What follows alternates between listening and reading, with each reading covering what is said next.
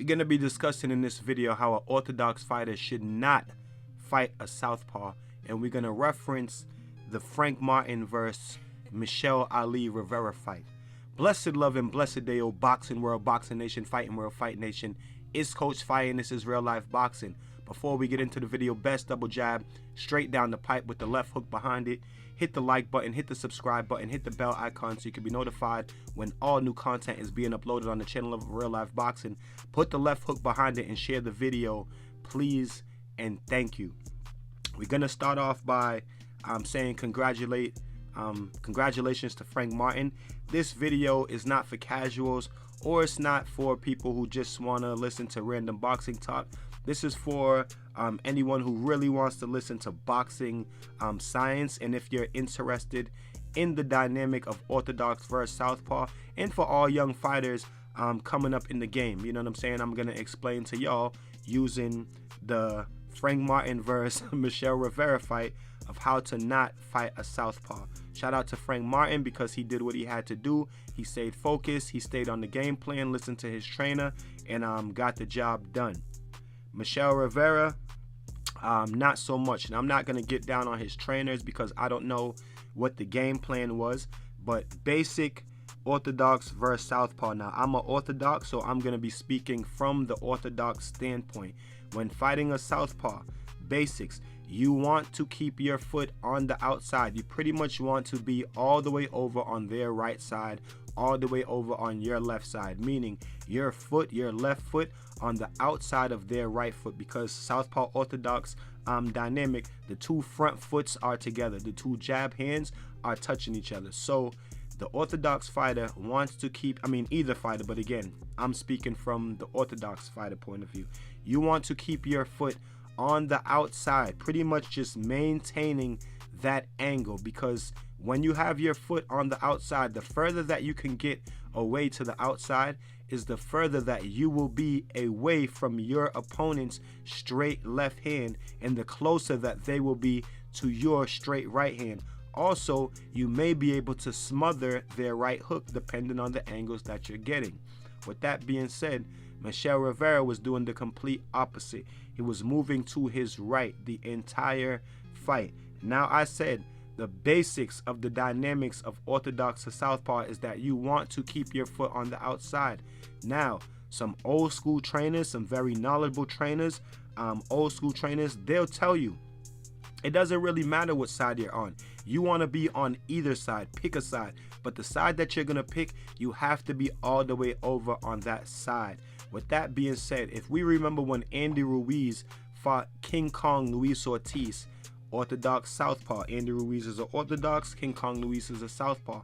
Andy Ruiz said it was easier for him to step to his right. He finds it easier to step to his right when he's fighting a Southpaw, because all he has to do is worry about slipping the straight left hand to his right. And me, when I'm, sparring with Southpaws, I actually like to step to my right because I find it very easy to defend the straight left hand, depending on who I'm sparring with. Obviously, some guys are more skilled than others, but for the most part, I like to step to my right. Controlling distance though, with distance control, I like stepping to my right. I have a very good left hook. I love to throw it. I throw it a lot. It's one of my best punches. I can counter with it. I'm very fast. I have very good timing with it. So if I'm staying to my right and I'm able to slip their left hand to my right, a lot of times I'm able to catch them with check left hooks. You know what I'm saying? Or not even check left hooks, just time them with a left hook coming in. But again, Andy Ruiz, he liked to stay on going to his right because he said it was easy for him to slip his right hand. Now, if you are gonna move to your right, then you have to know how to defend the left hand coming straight down the pipe. Again, you have to either get all the way outside of it to your right, or you have to be all the way to your left. So, some trainers will say, well, what if the Southpaw's punch is his best punch is his right hook? Then you don't want to be over on his right side. You want to work more to his left side. So there's a lot of circumstantial things. I always say boxing is circumstantial. One circumstance might not be right for the other circumstance. So what you would do in one circumstance with a particular fighter, you may not be able to do in the very same circumstance with another fighter. So with that being said, if the game plan was for Michel Rivera to step to his right, then he should have been able to defend, everything that was coming at him from that side.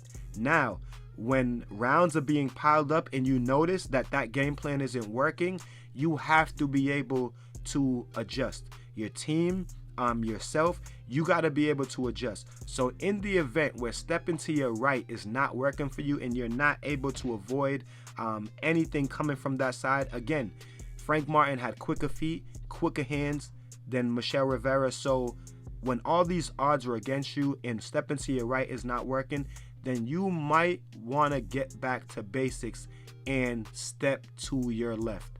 A few times early in the fight, when he was stepping, he would step straight in, which you can do that also with a double jab in the right hand, and he was able to touch Frank Martin with a right hand a few times, even doubled it up and hit him with him 2 times in a row. So that shows me that he was able to do it. He just wasn't doing it.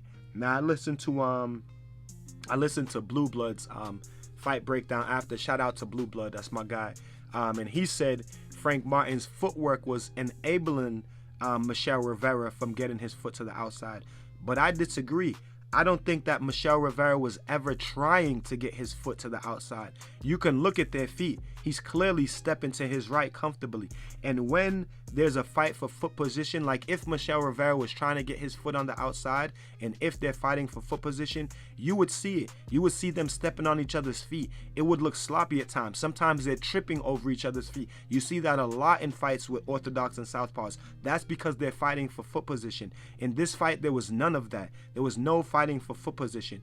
Michel Rivera simply just kept stepping to his right like nothing was the problem. Now, when an Orthodox fighter is fighting an Orthodox fighter, you want to step to your right because you want to get that angle on the right hand, especially if the other fighter has slower feet than you. And you heard the commentators talk about this in the fight that was right before the Frank Martin Michel Rivera fight. In the Uskateki fight, they were saying Uskateki needs to step to his right so he can get a better angle on that right hand. Exactly what I tell my Orthodox fighters when they're fighting Orthodox.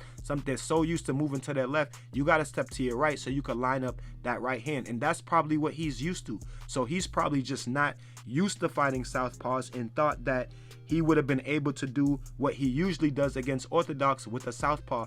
And it doesn't work like that, especially when you have a Southpaw who's as physically gifted as Frank Martin, with his feet, with his footwork, with his foot speed, with his hand speed. You got to get back to basics and just stay on the other side. You know what I'm saying? Get your ass on the left side and start throwing that right hand down the pipe. And there was never any of that from Michel Rivera. He never fought for foot position. Maybe he just didn't want to, but him not wanting to caused him to get his ass whipped and kind of outclassed by Frank Martin. It's the little things, you know what I'm saying? It's the small basic things that matter sometimes. I tell my fighters this all the time. Sometimes you got to just be content with sticking to the basics and repeat. You're not always going to get the flashy, knockout or the flashy knockdowns or even flashy punches off all the time. Sometimes you just got to be content with getting the job done. You know what I'm saying? One of the issues that I have with the young fighter, Teofimo Lopez, we may go off subject but it's all the same in the same realms. Sometimes you got to stick to the basics and just repeat. Every fight, every performance is not going to be a showcase. Every performance is not going to be a world beater. These top tier fighters are tough. And sometimes you just got to stick to the basics and work off of that. Sometimes you just got to know that you can beat a fighter with your jab alone, like Devin Haney. Sometimes you just got to know that and not worry about what the fans are going to think. You know what I'm saying? So to all you young fighters out there, you guys got to stick to the basics and repeat. Yes, you start to level up, but sometimes, like I said, sometimes you're just going to have to stick to the basics and repeat. So when your game plan that you drawed up, wasn't working and it was to step to the right and let me see if I could get off this slip this left hand and get off with my own shit, and it's not working, you're completely getting tagged, and you keep missing your right hand because you're completely out of position, and this guy is all the way around the corner by the time you threw the right hand, then you got to get back to the basics and start moving to your left, man. It's just as plain and as simple as that. I want you guys to tell me what y'all think about it in the comment section. Again, how to not fight a southpaw from the orthodox stance. Tell me what y'all think about it in the comment section below. Until then, keep fighting your fight and protect yourself at all times. Peace and one love. It's Coach Fight. This is Real Life Boxing.